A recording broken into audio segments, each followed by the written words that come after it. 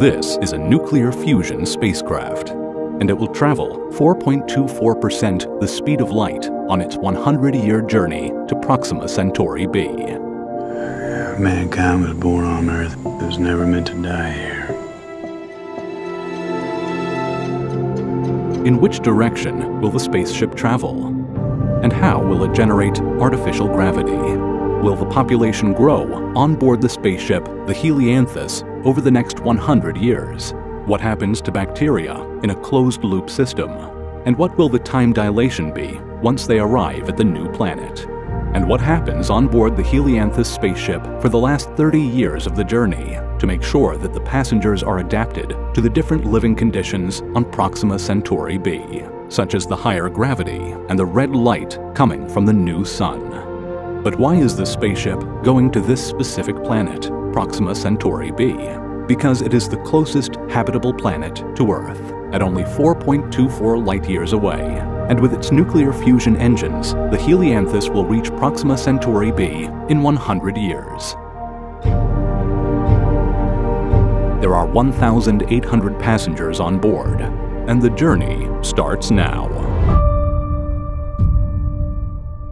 The spacecraft launches from high Earth orbit, firing up its nuclear fusion drive. It takes 15 days to accelerate under 1G to reach the cruising speed of 4.24% the speed of light. And then comes the big spin. The Helianthus has passed Mars and is on its way to the asteroid belt next. Using its nuclear fusion engine, it took under 2 hours to pass the Moon and 14 days to pass the orbit of Mars. It is heading downwards 2.1 degrees below the ecliptic plane of the solar system. Earth and other planets go around the Sun almost like a flat disk. The star system of Proxima Centauri b is below this disk. That is why the spacecraft is on a downward flight path. 15 days have passed since launching from Earth. The engines have turned off. The spacecraft is now cruising at 4.24% the speed of light, and will do so for the next 99 years.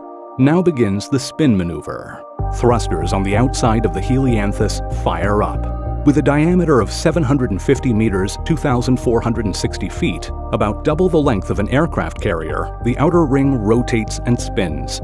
To generate 1G of artificial gravity, it needs to spin 1.9 rotations per minute. After reaching 1G, the same as on Earth, the spin thrusters turn off and the Helianthus habitat ring will keep spinning for the rest of the trip. This is due to the conservation of angular momentum in space. The Helianthus command deck now brings the main living facilities online, from the schools and virtual reality theaters to the medical facilities, birth centers, and gardens. There are also multi-level aeroponic vertical farms within the spinning habitat ring, as well as DNA, data, and crop seed storage vaults. Inside the bedrooms, the passengers reattach the living modules from the now walls down to the floor. When the spacecraft was accelerating, the G-forces were pushing down towards the engine. Now, with no more acceleration, the spinning is used to generate artificial gravity, pushing outwards, so the floor changes to the inside sides of the ring, with any windows designed into the now floor. The habitat ring rotates around the hollow core of the Helianthus. This hollow core, which has no gravity because it is not spinning, is used for cargo storage, including space shuttles that will be used by the future generations of passengers in 100 years' time to land on the new planet. 4 days after the big spin, the Helianthus is now approaching the asteroid belt. This is not like the movies. The asteroid belt is not dense. The asteroids are not close together, they are far apart. The average distance between asteroids in the asteroid belt is almost 1 million kilometers, 600,000 miles. This is over 2 times the distance between the Earth and the Moon. Even though the Helianthus is traveling 2.1 degrees below the ecliptic plane, the majority of asteroids are within about 10 to 30 degrees, so the spacecraft still passes through the asteroid belt. A path is plotted to avoid the asteroids. In any case, the Helianthus has been designed with protection against asteroids and the future elements that it will face. The front of the Helianthus has been built with reinforced layers, since interstellar dust and gas clouds will vaporize and erode around a millimeter of depth every 4 light-years. Tracking sensors and lasers are used to deflect larger micrometeorites, changing their trajectory away from the oncoming ship and clearing a path. The Helianthus is out in the vast darkness of interstellar space, the region between the stars, filled with dust, clouds of gas, cosmic rays, and rogue planets. The spacecraft left Earth's solar system over 1 month after launching on its journey, passing by the orbital distances of Jupiter, the rings of Saturn, Halley's Comet, the Kuiper Belt with Pluto, and crossing the heliopause. It is now in interstellar space, heading for Proxima Centauri b. The command deck keeps close tabs on passenger population numbers. When the Helianthus left Earth, there were 1,800 people on board. This number will grow to under 4,500 during the 100-year journey to Proxima Centauri b. On board the ship, there are 1,300 adults. 300 of these adults are the parents of the 300 children already on board. About half of the children turn into adults after 10 years, and about 33% of the adults become elders every 10 years. There is an average lifespan of 80 years, and 33% of the elders aged 50 to 80 who bring wisdom and experience to the population pass away every 10 years.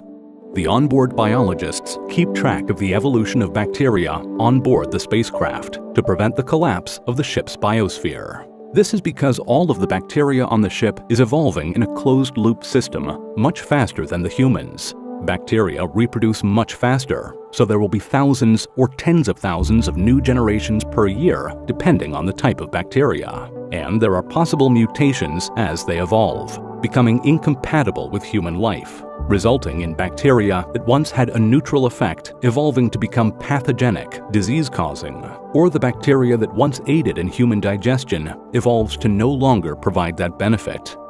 The first year on the Helianthus brings the firstborn child, marking the beginning of the new space generation born onto the spacecraft. The first baby is named after the ship, Helianthus, derived from the Greek words helios, meaning sun, and anthos, meaning flower. 32 more babies have been born during this first year of the journey. Each new birth is a sacred moment, marked by sending a tiny pebble brought from Earth out into space, creating a symbolic bridge back to Earth.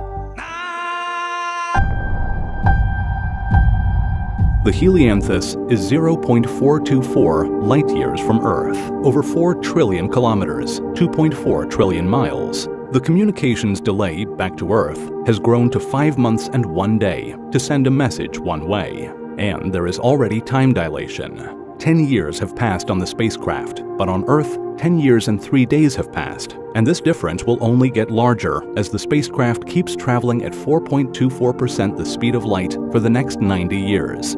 Here is an explanation of the relativistic effect of time dilation.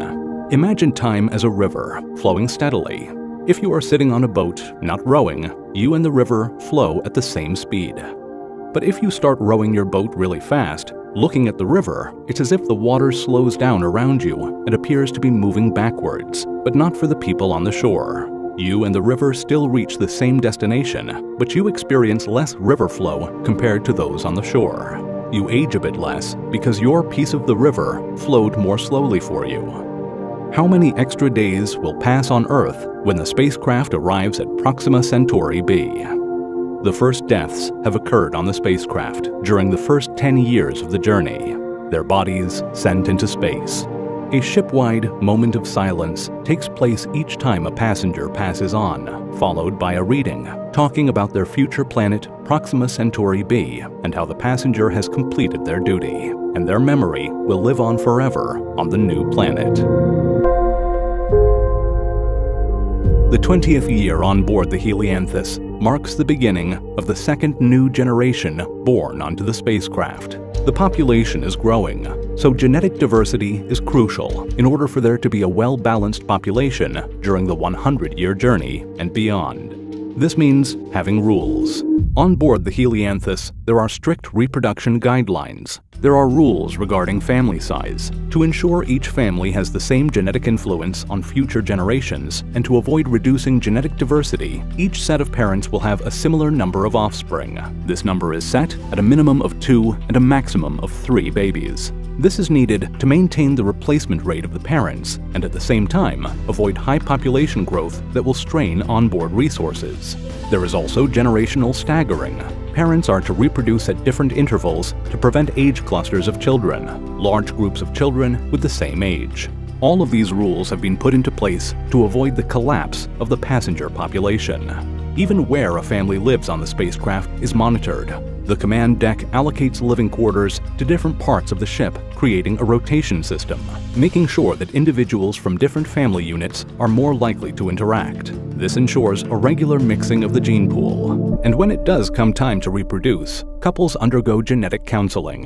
Their genomes are sequenced to determine genetic compatibility and to understand any potential risks. If there are any issues, there are alternative options available on board, such as the Artificial Womb Lab, or using cryogenically frozen spermatozoa and egg samples brought from Earth.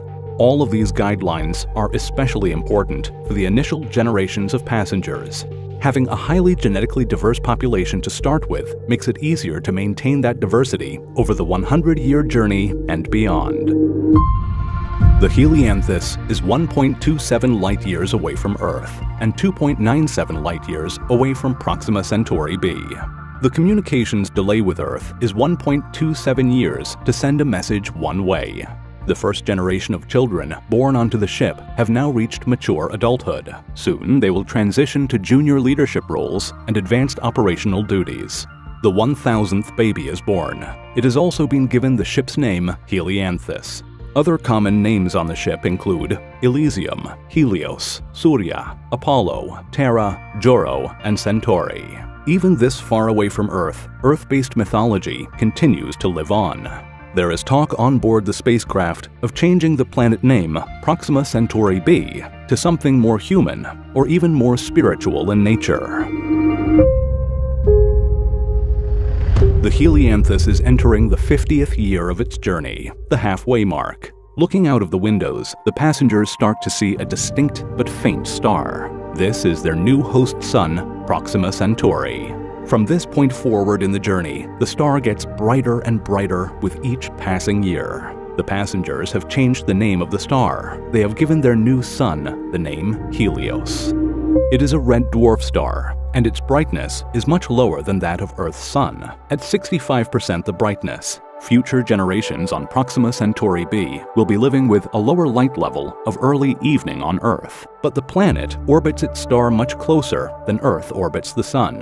1 year is only 11 days. Their sun will appear larger in the sky, and the light will have a reddish color. The Helianthus ship will make changes to help the future passengers adapt to the new light and gravity. The Helianthus is now 2.54 light-years away from Earth, with a communications delay of 2.54 years to send a message one way. There is a time dilation of 60 years passing on the spacecraft, while 60 years and 19 days have passed on Earth.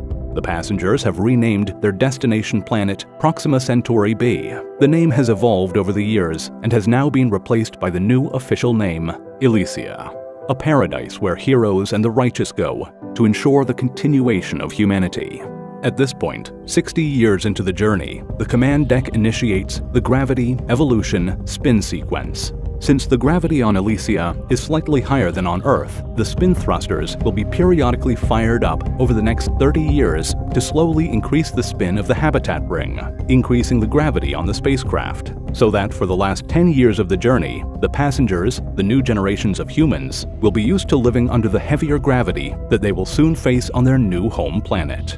The expected gravity on Elysia is set to be around 1.026 times that of Earth, making it just slightly stronger. A person who weighs 50 kilograms, 110 pounds on Earth, will feel as if they weigh 51.4 kilograms, 113 pounds on Elysia. This slight added gravity means increased stress on the heart and cardiovascular system.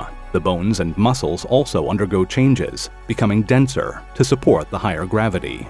The body's fluids redistribute slightly, leading to increased blood pressure in the lower limbs. And over time, the human species will become shorter on average, with a more compact body shape to be more energy efficient in the higher gravity environment. As the gravity slowly increases on board the Helianthus over the next 30 years, the lighting will also be adjusted. The lights on the spacecraft will slowly turn red and less bright, to match the dark red light seen from the new sun, Helios, when living on the new planet. In a world with less light and a red hue, human eyes will adapt and evolve in several ways. The iris could turn a shade of amber or gold to optimize for the red light. Pupils could be larger to allow more light in, making the eyes look darker overall. The white part of the eye, the sclera, would also become more pigmented to reduce glare and improve vision in the dim light. So while Earth humans have a variety of eye colors and a white sclera, these future Elysian humans could have a darker sclera and golden irises. There have been onboard rumors of hidden cryolabs and hibernation pods, where wealthy individuals from the Earth planet have paid to be frozen and taken along on the journey to be woken up at the new planet. The more creative passenger types conjure up other folklore that these frozen beings plan to colonize and rule over the inhabitants when they reach their new home planet. The new home sun, Helios, is prominently visible to the passengers on board the Helianthus and is getting brighter as they approach their final destination. 3 generations on board the spacecraft will make it to the new planet, with the elders also looking to reach Elysia before the end of their lives.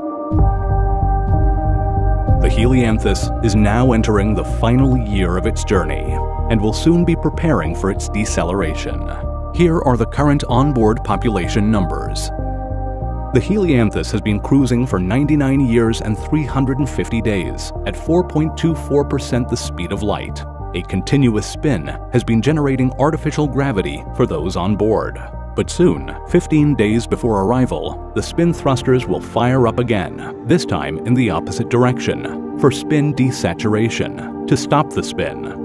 Then the Helianthus will perform a flip maneuver so that the engines are pointing towards Elysia, formerly Proxima Centauri b. When the engines fire up, this will be the deceleration burn to reduce velocity over the course of 15 days at 1g, decelerating the spacecraft, slowing it down to enter the orbit of the new planet, Elysia. Elysia's gravity has captured the Helianthus and settled the spacecraft into a stable orbit around the new world. The passengers have arrived at their new planet.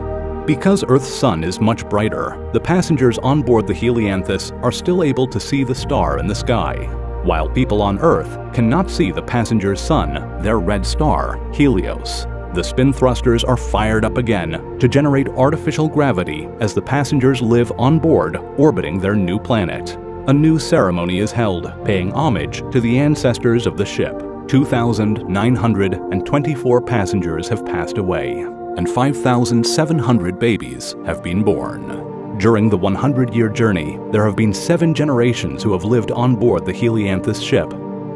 And while 100 years have passed on the spacecraft, 100 years and 33 days have passed on Earth. A message is sent from the Helianthus to Earth announcing their arrival. This message will take 4.24 years to reach Earth, and another 4.24 years for the spacecraft to receive a reply, a total of 8.48 years. The spacecraft will be communicating into the past. The passengers will soon take the shuttles stored inside the hollow core of the Helianthus down to the new planet, where they will begin assembling their new home base, which will be named the Elysian Fields. The first 10,000 days on Proxima Centauri b.